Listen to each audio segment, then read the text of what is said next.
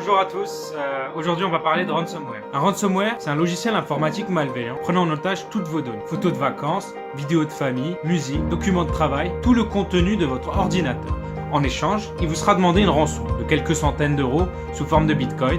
Pourquoi le bitcoin? Parce que c'est une monnaie intraçable par les autorités. Pour vous donner quelques chiffres, notez qu'en 2018, les ransomware représentent 39% des compromissions de données liées à des logiciels malveillants, ce qu'on appelle un malware. Une étude Google a conclu en 2017 que les ransomware ont extorqué plus de 25 millions de dollars sur la période 2015 et 2016, mais l'intérêt financier n'est pas la seule source de motivation. Aujourd'hui, les attaques au ransomware ont davantage un objectif politique, voire idéologique, afin de déstabiliser une organisation ou même un État. Bref, le ransomware est la nouvelle arme du 21e siècle, une arme virtuelle qui peut avoir un impact fort dans la vie réelle. C'est ce qu'on appelle la cyberguerre.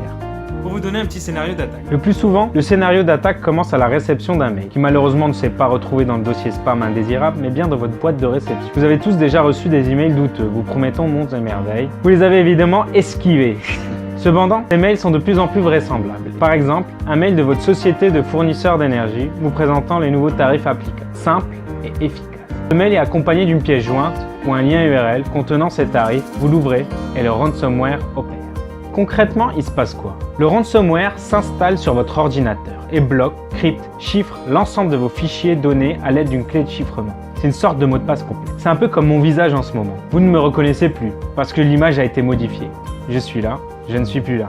La particularité avec ce type d'attaque, c'est qu'un message s'affiche sur votre écran, vous demandant une rançon en échange de la clé de chiffrement. Si tout se passe bien, vous serez en mesure de récupérer vos photos de vacances, vos vidéos, toutes vos données de travail. Le petit côté ironiquement sympa, malgré le paiement de la rançon, rien n'oblige le pirate à vous donner la bonne clé. Dans ce cas, vos données sont perdues. No, God, please, no, no! Comment s'en protéger? Ne passerez pas!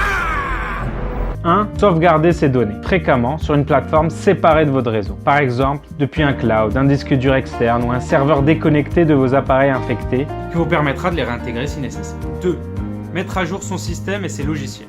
Pourrait vous permettre d'éviter toutes ces mésaventures, car dans les mises à jour demandées par votre ordinateur et les logiciels, il y a également des mises à jour de sécurité, qui bougent les failles récemment découvertes. Évidemment, évitez les systèmes d'exploitation du Moyen-Âge, comme Windows XP, qui ne reçoit plus de mise à jour depuis un moment. 3. Utilisez un antivirus à jour. Cela couvre l'infection de masse et vous permet d'être à jour sur votre défense au global. 4. La plus importante, redoublez de prudence, en faisant attention à là où on clique, à là où on se connecte. De manière générale, vérifiez la cohérence des choses. En cas d'infection, que faire? Houston, we have a problem. 1. Ne pas payer. On ne négocie pas avec les terroristes. 2. Il faut arrêter la propagation. Coupez votre box internet, débranchez vos câbles, isolez vos équipements infectés du reste du réseau. 3. Désinfectez votre ordinateur. Tout simplement formatez-le. Merci d'avoir regardé la vidéo jusqu'au bout. Si cela vous a plu, laissez-nous un petit like, abonnez-vous à la chaîne, il y aura de plus en plus de vidéos. Laissez-nous d'ailleurs des commentaires sur ce qui vous a pas plu ou vous a plu, c'est sympa aussi. Sur cette chaîne, on va essayer d'aborder différents sujets autour de la cybersécurité, la sécurité de l'information. Sur ce,